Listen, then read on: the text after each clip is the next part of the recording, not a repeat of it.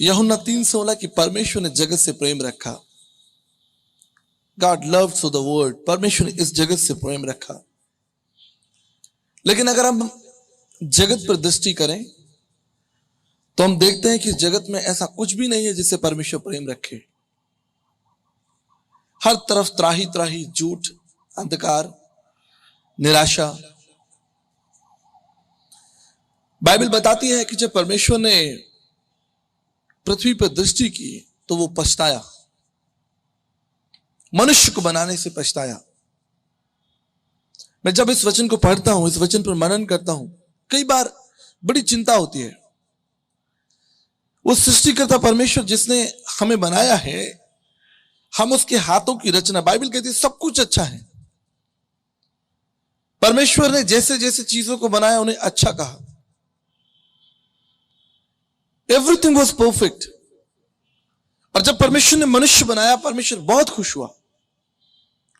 क्यों? क्योंकि परमेश्वर ने मनुष्य को अपनी समानता में बनाया। इस संसार में बहुत सारी सृष्टि है, ये ब्रह्मांड बहुत बड़ा है, लेकिन बाइबल बताती है परमेश्वर ने केवल मनुष्य से प्रेम रखा। परमेश्वर ने पहाड़ों से प्रेम नहीं रखा, नदियों से प्रेम नहीं रखा, आकाश मंडल से प्रेम नहीं रखा, लेकिन उसने मनुष्य से प्रेम रखा। उसके पीछे कारण है, क्योंकि हम परमेश्वर की समानता में हैं। और इसको समझना बहुत सरल है, बहुत सरल है। आप में से जितने भी यहां माता पिता बैठे हैं उस बात को गहराई से समझ सकेंगे। पिछले दिनों मैं अपनी बेटी के एनुअल फंक्शन में गया और सारे बच्चे एक जैसी यूनिफॉर्म पहनकर स्टेज पर डांस कर रहे थे एनुअल फंक्शन में। और वो सारे बच्चे एक जैसे लग रहे थे। बड़ा मुश्किल हो रहा था कि मैं उसमें अपनी बेटी आरविका को पहचान सकूं। 40 बच्चों के ग्रुप में मैं कभी लेफ्ट देखता, कभी राइट देखता, कभी आगे देखता, कभी पीछे देखता। And I was trying to relocate कि मेरी बेटी इनमें से कौन सी है। बहुत से बच्चे, लेकिन एक को ढूंढा जा रहा है। बच्चे तो बच्चे हैं, पर सिद्धांत यह है, फर्क यह है कि वो मेरी समानता में है। वो बच्चे मेरी समानता में नहीं है, बाकी बच्चे मेरी समानता में नहीं है, वो मेरी समानता में। वो मेरे लहू का लहू है। तो हमें समझना पड़ेगा, हमें इस बात को समझना पड़ेगा कि परमेश्वर हमसे क्यों प्रेम करता है। क्योंकि परमेश्वर ने हमें अपनी समानता दी है। We are in God's image, we are in God's likeness. इसलिए लिखा है कि परमेश्वर ने जगत से प्रेम किया। लेकिन वही परमेश्वर जो हमसे प्रेम की बात कर रहा है, वचन बताता है उसे वो मनुष्य को बनाकर पछताया, खेदित हुआ। क्यों खेदित हुआ? कई बार मैं अखबार में खबर देखता हूं, या आपने भी देखा होगा, कई माता पिता अखबार में एक विशेष सूचना को प्रसारित करते हैं कि आज से मेरे इस बेटे का मेरे साथ कोई संबंध नहीं। मैं जब उस विषय को पढ़ता हूं तो बड़ा गंभीर विषय है। माता पिता जिन्होंने जन्म दिया, जिन्होंने पाला पोसा, यह आसान नहीं है। अगर मैं कहूं कि संसार में अगर कोई सबसे कठिन काम है तो वो है एक बच्चे की परवरिश करना, एक बच्चे को पाल पोस कर बड़ा करना। यह आसान नहीं है, विशेष रूप से मां के लिए। ऐसा नहीं कि पिता का योगदान कम है। पिछले दिनों मैंने देखा, एक मजदूर से मैंने बात की, तो उससे पूछा गया कि यह काम आप कितने दिन में खत्म कर दोगे? तो उसने कहा कि मैं इस काम को 4 दिन में खत्म कर दूंगा। लेकिन आगे बात हुई तो उसने कहा कि क्या मैं ओवर टाइम कर सकता हूं? क्या मैं रात में भी काम कर सकता हूं? क्यों? मैं थोड़ा ओवर टाइम करके ज्यादा पैसे कमाना चाहता हूं, क्योंकि मुझे 2 दिन बाद अपने बच्चे की स्कूल की फीस देनी है। आई हैव टू पे फीस, मुझे अपने बच्चे के लिए स्कूल की फीस देनी है। और मैं देख रहा था कि उस मजदूर ने ना सारा केवल दिन काम किया, लेकिन सारी रात काम किया, सारी रात काम किया, फिर दूसरा दिन काम किया, थोड़ा आराम किया, और फिर सारी रात काम किया। यह है पिता होना। और बिल्कुल ठीक इसी तरह मां होना भी बहुत कठिन है। ध्यान से सुनिए, मैं आपको वचन की गहराई में ले जाना चाहता हूं, लेकिन मैं चाहता हूं कि वचन की गहराई में जाने से पहले आप सिद्धांत को समझें। अगर हम सिद्धांत को नहीं समझेंगे तो हम वचन की गहराई में नहीं उतर पाएंगे। बिल्कुल इस तरह जब आप समुद्र में जाने का प्रयास करते हैं तो उससे पहले बालू या रेत में आपको होकर गुजरना जरूरी है। सिद्धांत जरूरी है। जब एक लड़की मां बनती है, एक स्त्री मां बनती है, उसके लिए कोई ट्रेनिंग नहीं होती, उसे नहीं सिखाया जाता कि बच्चे को कैसे पकड़ना। कोई ऐसी किताब बाजार में नहीं आती या ऐसा कोई ट्रेनिंग प्रोग्राम नहीं होता। लेकिन जैसे ही उसके हाथ में वो बच्चा दे दिया जाता है, वो उसको संभालना सीख जाती है, वो उसकी चिंता करना। कौन सिखाता है मां को चिंता करना कि ये बच्चा है और इसकी तुमको चिंता करनी है, ये बच्चा है और तुम्हें इसकी देखभाल करनी है। वो प्यार कैसे, कौन उमड़ता है, कौन भरता है उस प्यार को? कभी सोचा आपने एक मां अपने बच्चे से क्यों प्रेम करती है? एक पिता अपने बच्चे से क्यों प्रेम करता है? और फिर वो उसको देखता है।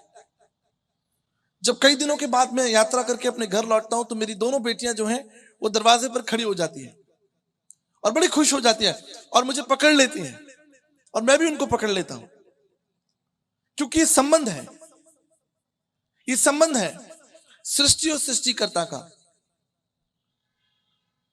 परमेश्वर सृष्टि करता है और हम परमेश्वर की सृष्टि हैं। इसलिए परमेश्वर हमसे प्रेम करता है। और विशेष यह है कि परमेश्वर ने हमें अपनी समानता में बनाया है। आपने हमेशा सुना होगा कि मनुष्य परमेश्वर के बगैर नहीं रह सकता। We cannot live without God. एक छोटा बालक, एक बच्चा भी अपनी मां के बगैर, अपने पिता के बगैर नहीं रह सकता। अगर एक मां के हाथों में अगर एक बच्चा है, उसको आप छीनिए तो वो रोएगा, अपनी मां की तरफ दौड़ेगा, नहीं आएगा। देखा आपने कभी? ये संबंध है। हमने सुना है कि हम परमेश्वर के बगैर नहीं रह सकते, क्योंकि परमेश्वर सृष्टिकर्ता परमेश्वर है और हम परमेश्वर की सृष्टि। लेकिन मैं आपको एक भेद की बात बताता हूं। अगर हम परमेश्वर के बगैर नहीं रह सकते तो याद रखिए, परमेश्वर भी आपके बगैर नहीं रह सकता। God can not live without you, he can not, impossible. क्योंकि वो प्रेम का स्रोत है, प्रेम का आरंभ है, प्रेम का भंडार है। वो जो माता पिता बच्चों से प्रेम करते हैं, वो प्रेम परमेश्वर ने माता पिता को दिया है कि तुम इनसे प्रेम करो। तो सोचिए, वो परमेश्वर जो भंडार है, वो कैसे हमें छोड़ सकता है, कैसे हमारे बगैर रह सकता है? और कितनी सुंदर योजना उसके पास हमारे लिए, कितनी सुंदर योजना होगी। लेकिन जब हम देखते हैं कि परमेश्वर को छोड़कर हम संसार में रुचि लेने लगते हैं, आज मनुष्य बुद्धिमान होता जा रहा है। हम साइंस पढ़ रहे हैं, विज्ञान पढ़ रहे हैं, मैं भी इंजीनियर हूं। जितना हम बुद्धिमान होते जा रहे हैं, समझदार होते जा रहे हैं, उतना हम परमेश्वर से दूर हो रहे हैं। लेकिन मनुष्य की सबसे बड़ी आवश्यकता है कि वो परमेश्वर के पास लौटे। ध्यान से सुनिएगा। एक छोटा बच्चा पतंग उड़ा रहा था,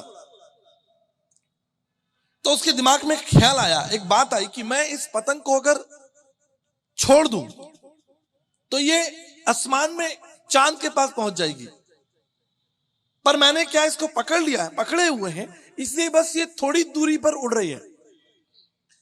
अगर मैं छोड़ दूं तो ये चांद, ये ख्याल उसके मन में आया और उसने इस ख्याल के साथ में उस पतंग की डोर को छोड़ दिया और देखने लगा कि अब ये डोर जो है चांद, ये चंद्रमा पर पहुंच जाएगी पतंग। लेकिन उल्टा हुआ, वो ऊपर नहीं गई बल्कि नीचे गिरने लगी। आज मनुष्य अपनी बुद्धि, अपनी योग्यता, अपनी समझ, अपनी चतुराई, अपने सिद्धांतों के आधार पर उस परमेश्वर के हाथों से निकलना चाहता है और स्वतंत्रता को प्राप्त करना चाहता है। और वह सोचता है कि इस स्वतंत्रता में उसके लिए जीवन है, इस स्वतंत्रता में उसके लिए आशीष है। लेकिन बिल्कुल नहीं। अगर मनुष्य अपने आप को परमेश्वर के हाथ से दूर कर ले तो वो विनाश में चला जाएगा, मर जाएगा और उसके जीवन में कोई आशीष नहीं होगी। बाइबल कहती है परमेश्वर बनाकर पछता। क्यों? क्यों? क्योंकि परमेश्वर चाहता था कि मनुष्य पाप ना करे। हम सब जानते हैं, ये एक सिद्धांत है, गॉड इज होली, परमेश्वर पवित्र है, परमेश्वर पवित्र है, सब बच्चा बच्चा जानता है। और न केवल मसीह समाज, लेकिन दुनिया में जितने भी समाज हैं सब इस बात को स्वीकार करते हैं कि परमेश्वर पवित्र है। और वो पवित्र परमेश्वर बुराई, अनर्थ, दुष्टता, मक्कारी और ये सब चीजों को नहीं देख सकता। इसलिए बाइबल में लिखा है, रोमियो की पत्री 3:23 में लिखा है, सबने पाप किया और सब गिर गए, सब परमेश्वर की महिमा से रहित है। इस संसार में कोई भी ऐसा व्यक्ति नहीं है, चाहे वो किसी भी जाति, धर्म, भाषा, कुल, क्षेत्र, स्थान का हो, कोई फर्क नहीं पड़ता। आप क्या हैं? आप अमीर हैं, आप गरीब हैं, आप सुंदर दिखते हैं, आप सुंदर नहीं दिखते, आप देश के किसी भी हिस्से में हो, संसार के किसी भी हिस्से में हो, हम सब आपस में फर्क है, लेकिन हम सब में एक समानता है कि हम सब पाप में गिर चुके हैं। और इसलिए बाइबल कहती है सबने पाप किया और सब परमेश्वर की महिमा से रहित है। इसलिए भारतीय दर्शन भी इस बात को बताता है, पापम पापात्मा पाप कर्मा पाप सम्मा त्राहिमा में पुण्यरक्षाम सर्व पाप हरे हरे। हम सब पाप कर रहे हैं, प्रत्येक दिन झूठ बोल रहे हैं, बुराइयां कर रहे हैं, षड्यंत्र रच रहे हैं। इसलिए भागवत रहस्य में डोंगरे जी महाराज कहते हैं, मन, वचन और कर्म से हर एक व्यक्ति पापी है। सबने पाप किया, हर एक व्यक्ति, मन, वचन और कर्म से हर एक व्यक्ति पापी है। और बाइबल भी इस बात को कहती है कि सबने पाप किया और सब परमेश्वर की महिमा से रहित हैं। लिखा है पाप की मजदूरी मृत्यु है, पापम फलम नरकमाद्यस्तु। हम 30 दिन मेहनत करते हैं तो हमको एक मजदूरी मिलती है, एक मजदूर मेहनत करता है, उसको मजदूरी मिलती है, मिलनी भी चाहिए। हम जो सारे जीवन भर मजदूरी करते हैं उसका परिणाम क्या होगा, उसकी मजदूरी क्या होगी? बाइबल कहती है पाप की मजदूरी मृत्यु है। मृत्यु ना केवल शारीरिक मृत्यु परंतु आत्मिक मृत्यु भी। आत्मिक मृत्यु, परमेश्वर से अलग, परमेश्वर से दूरी, एक जीवन जिसमें परमेश्वर नहीं है। हो सकता है आप सुंदर दिखते हो, आप धनी हो, आपका बहुत अच्छा बैंक बैलेंस हो, आप बुद्धिमान हो, आप डॉक्टर हो, इंजीनियर हो, आप मंत्री हो, लेकिन परमेश्वर की दृष्टि में आप क्या हो यह महत्वपूर्ण है। इसी वचन में लिखा है, बाइबल कहती है, बाइबल साफ कहती है कि मनुष्य का चाल चलन अपनी दृष्टि में ठीक है, लेकिन परमेश्वर मनों को जांचने वाला परमेश्वर है। हम अपनी दृष्टि में तो ठीक है, एक चोर चोरी करता है, वो सोचता है कोई फर्क नहीं पड़ता, मैं अपनी दृष्टि में ठीक हूं, ये जरूरी है। एक भ्रष्टाचारी अधिकारी वो सोचता है सब कर रहे हैं, मैं भी कौन सा मैं गलत कर रहा हूं, अपनी दृष्टि में उसका चाल चलन ठीक है। लेकिन परमेश्वर मनों को जांचने वाला परमेश्वर, न्याय करने वाला परमेश्वर है। इसलिए कोई नहीं कह सकता कि मैंने पाप नहीं किया।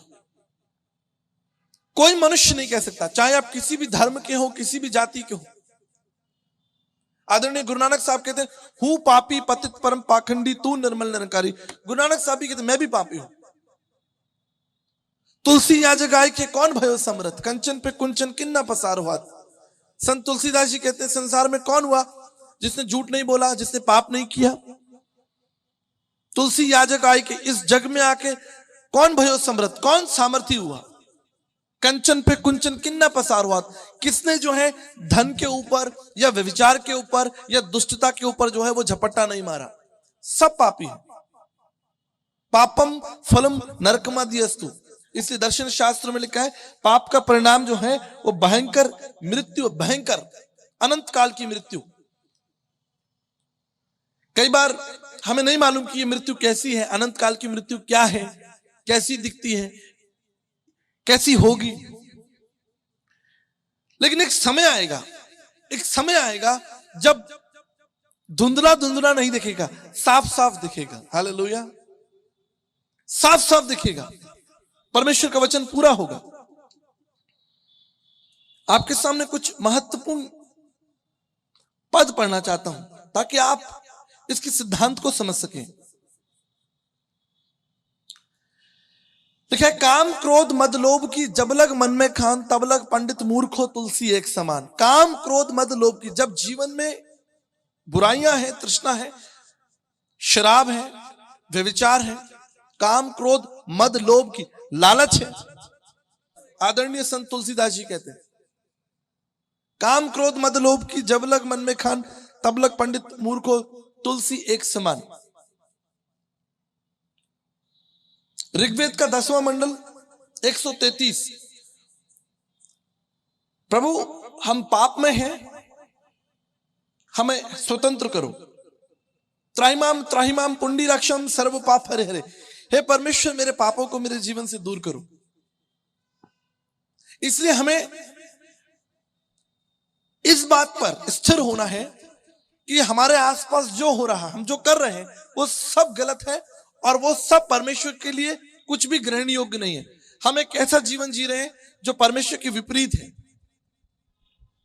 हर एक जाति मनुष्य, इसमें शर्माने की कोई बात नहीं है।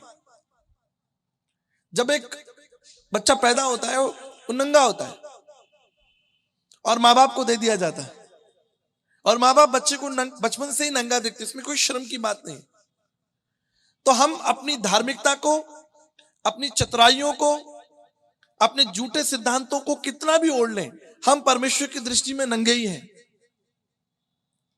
हम परमेश्वर के, आप मनुष्य से छिपा सकते हो, आप अपने झूठे कारनामों को, मैं अपने झूठे कारनामों को, अपनी बुराइयों को आपसे छिपा सकता हूं, लेकिन परमेश्वर से नहीं छिपा सकता, जो प्रत्येक दिन हमारे ऊपर सूर्य उदय करता है। आप सोचिए, उसने इतनी बड़ी ज्योति बनाई है जो पूरे विश्व को ज्योतिर्मय कर देती है, तो वो आप कितना बड़ा ज्योतिर्मय होगा। कैसे बचेंगे आप उससे? कोई मनुष्य बच सकता है उस परमेश्वर की दृष्टि से? बाजारों में, बड़ी बड़ी दुकानों में, विशेष रूप से बैंक्स में, ज्वेलरी शॉप्स में सीसीटीवी कैमरे लगाए जाते हैं। पहले के समय में दरबान रखे जाते थे कि वो देखें। आज एडवांस टेक्नोलॉजी, आज जगह जगह सीसीटीवी कैमरे लगे हैं। संदर्भ ये है, आप कैमरे की दृष्टि में है, कोई गलत काम मत कीजिएगा, नहीं तो आप पकड़े जाओगे। आप पकड़े गए तो आपको दंड देना पड़ेगा। सीसीटीवी कैमरा आपको देख रहा है, पर मैं कहता हूं वो सीसीटीवी कैमरा आपको देखे ना देखे, लेकिन परमेश्वर निरंतर आपको देख रहा है। इससे कोई मनुष्य परमेश्वर की दृष्टि से नहीं बच सकता। हम सब पापी हैं, पाप में गिर चुके हैं, अंधकार में गिर चुके हैं, बुराइयों में गिर चुके हैं, दुष्टता में गिर चुके हैं, असत्य में गिर चुके हैं। इसलिए इस असत्य में भटकते भटकते, दुष्टता में भटकते भटकते, हमारे भारतीय तत्वदर्शी, हमारे प्राचीन भारतीय तत्वदर्शी जो ईश्वर की खोज में थे, उन्होंने चिल्लाया, उन्होंने प्रार्थना की, अस्तोमा सदगमया तमसोमा ज्योतिर्गमय मृत्युमा अमृतगमय। जब नहीं मिला, जब नहीं मिलेगा तो मनुष्य क्या करेगा? जब नहीं मिलेगा, एक व्यक्ति भूखा हो तो वो क्या ढूंढेगा? खाना ढूंढेगा। एक नंगा होगा, वो क्या ढूंढेगा? कपड़े ढूंढेगा। तो मनुष्य जब सत्य को ढूंढ रहा था, नहीं मिला, सत्य को ढूंढ रहा था, नहीं मिला, तब प्रार्थना करने लगा, अस्तोमा सदगमय, हे प्रभु मुझे असत्य से निकालकर सत्य में लेकर चलिए। जब नहीं मिला, अंधकार में भटकता रहा, तो प्रार्थना की तमसोमा ज्योतिर्गमय, अर्थात तमस यानी अंधकार से निकालकर ज्योति की ओर। यही तो प्रार्थना है। जब मर रहा था, त्राहिमाम त्राहिमाम पुंडरीकाक्षम सर्व पाप हरे हरे, चिल्ला उठा, मृत्युमा अमृतगमय, प्रभु मुझे मृत्यु से निकालो और मुझे शाश्वत जीवन में लेकर चलो। इटर्नल लाइफ, शाश्वत जीवन में लेकर चलो, क्योंकि आप ही ले जा सकते हो। क्यों? देव, धनुष, मुनि, नाग, मनुष्य सब माया, देवता, महाराज, संत, सन्यासी, पीर, पैगंबर, गुरु, ऋषि, तत्व ऋषि सब पाप के अधीन है। कौन ले जाएगा? कौन मुझे असत्य से बाहर निकालेगा? क्या कोई मनुष्य हमें असत्य से बाहर निकाल सकता? कभी नहीं निकाल सकता। क्या कोई ज्ञानी? कभी नहीं निकाल सकता, क्योंकि मनुष्य का ज्ञान सीमित है। जहां परमेश्वर आपको ले जाना चाहता है वहां कोई मनुष्य आपको नहीं ले जा सकता। जो द्वार, बाइबल कहती है, जो द्वार परमेश्वर खोलता है उसे कोई मनुष्य नहीं खोल सकता। इसलिए जब नहीं मिला, भारत के दर्शन शास्त्रों में नहीं मिला, लोग चिल्ला उठे, अस्तोमा सद्गमय, तमसोमा ज्योतिर्गमय, मृत्युमा अमृतगमय। हे प्रभु, हमें असत्य से निकालो, तमसोमा ज्योतिर्गमय, तमस अंधकार से निकालो, मृत्युमा अमृतगमय, मृत्यु से निकालो। आज मनुष्य की ये प्रार्थना विलुप्त हो गई है, कम हो गई। क्यों? अब हमारी क्या प्रार्थना है? अब हमारी प्रार्थना है, प्रभु मुझे एक घर चाहिए, मुझे एक गाड़ी चाहिए, मुझे नौकरी चाहिए, मुझे बच्चों को विदेश भेजना है, मुझे धन जमा करना है, मुझे ये करना है, वो करना है। पहले की प्रार्थना फर्क थी। त्राहिमाम त्राहिमाम पुंडरीकाक्षम सर्व पाप। दाऊद कहते हैं, हे प्रभु मेरे ठिठाई के पापों को दूर कर दे, मेरे जीवन से बुराई को दूर कर दे, मैं कहां जाऊं, तू मेरा शरण स्थल है, हे प्रभु मैं तुझे छोड़कर। ये दाऊद की प्रार्थना है। सुलेमान कहते हैं, प्रभु जी मुझे बुद्धि दीजिए ताकि मैं सत्य से ना भटकूं, बुद्धि रक्षा करेगी।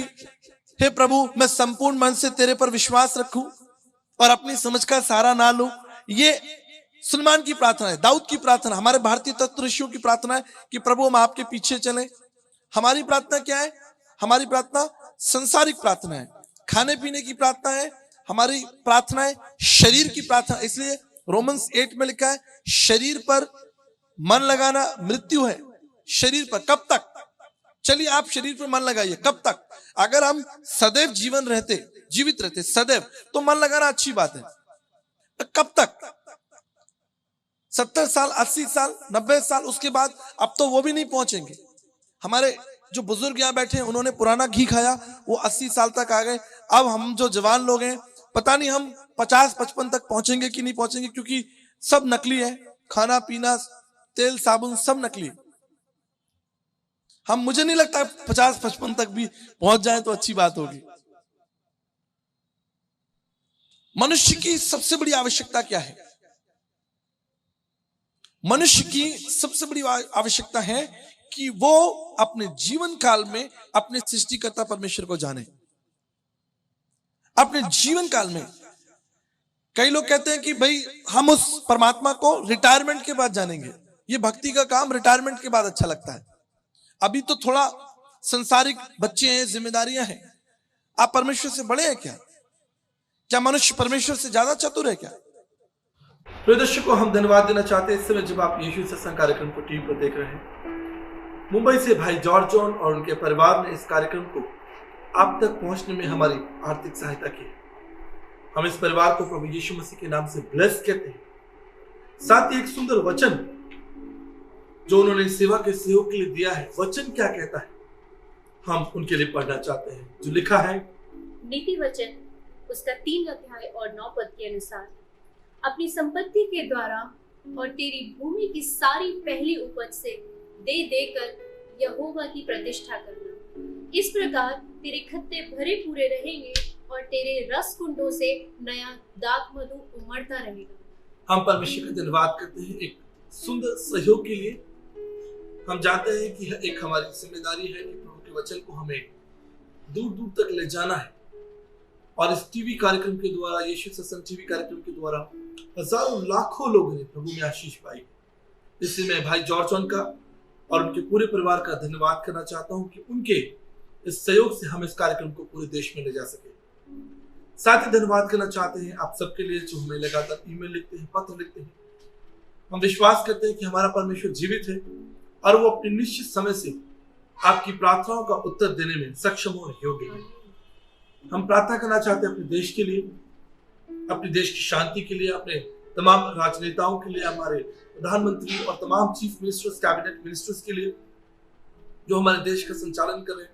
हमारी प्रार्थना है कि प्रभु यीशु मसीह का अनुग्रह उन्हें, उनके परिवार पर और उनके काम पर सदा मिलता है और हमारा देश उन्नति करे। हम प्रार्थना करना चाहते हैं बेरोजगार लोगों के लिए, तमाम उन लोगों के लिए जिनके परिवार टूटे हैं, जवान लोगों के लिए विशेष रूप से जिन्होंने अपने जीवन के लक्ष्य को खो दिया है और तमाम प्रकार की बुराई, नशे और अंधकार में गिर गए। हम विश्वास करते हैं कि हमारा परमेश्वर हमारी प्रार्थनाओं का आदर करता है। इससे जब हम प्रार्थना करते हैं, हम एक मन होकर प्रार्थना करें और अपने देश और संसार के लिए इन विषयों को मांगे। आइए हम प्रार्थना करें। प्रभु परमेश्वर, मैं धन्यवाद देना चाहता हूँ आपके प्रिय घराने के लिए, प्रभु जी, भाई जॉर्ज जॉन के लिए, जिन्होंने अपना सहयोग देकर इस कार्यक्रम को पूरे देश में ब्रॉडकास्ट करने में हमारी सहायता की। हम यीशु मसीह के नाम से इस पार्टनरशिप को, इस सहयोग को ब्लेस करते पिता। इनके इस सहयोग से लाखों लोग इस समय जब इस टीवी कार्यक्रम को देख रहे वो आशीष पाए। हमारी प्रार्थना है प्रभु जी, उनके परिवार, उनके बच्चे और उनकी पीढ़ियों पर आपकी आशीष बनी रहे और आपका अनुग्रह सदैव इस परिवार पर बना रहे। ये हमारी प्रार्थना है। हम प्रार्थना करना चाहते हैं हमारे देश के तमाम नेताओं के लिए, अफसरों के लिए, अधिकारियों के लिए पिता। आप उनके जीवन पर अपना अनुग्रह बनाए रखें और उन्हें ज्ञान और बुद्धि और समझ दे पिता, किस तरह से वो इस देश का संचालन कर सकते हैं। हम बेरोजगार लोगों के लिए, गरीबों के लिए, अनाथों के लिए और तमाम उन लोगों के लिए पिता परमेश्वर जो बीमार है, हम प्रार्थना करते हैं यीशु मसीह आपका तरस, आपका अनुग्रह उन्हें मिले पिता। हम जानते हैं कि आप दयालु परमेश्वर हैं और जो प्रार्थना करता है, विश्वास करता है, वो कभी लज्जित नहीं होता। प्रभु जी, हम धन्यवाद करते हैं, इन सब बातों को आपके चरणों में रखते हैं। तमाम ऐसे परिवार जो टूटे और बिखरे हैं, जवान बच्चों के लिए प्रार्थना करते हैं प्रभु जी, जिन्होंने अपना जीवन नशे में और बुराइयों में दे दिया है, अंधकार में दे दिया है। प्रभु, वो सब आपकी ओर लौटे और आपका अनुग्रह प्राप्त करें।